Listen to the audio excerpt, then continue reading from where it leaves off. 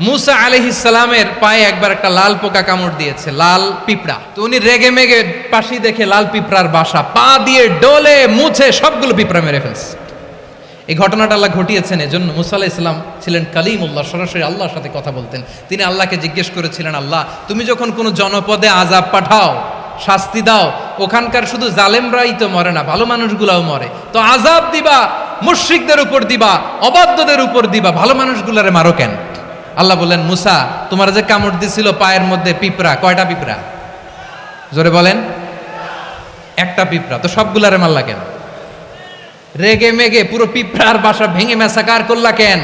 এই মুসা, আমি যখন অ্যাকশনে যাই, আমি যখন শাস্তি দেই, তখন এত বাস বিচার করা হয় না, বাস বিচার করা যায় না। যখন অ্যাকশনে যাওয়া হয়, ওইটা ডাইরেক্ট অ্যাকশন হয়ে যায়। চিল্লায় বলো ঠিক কি না?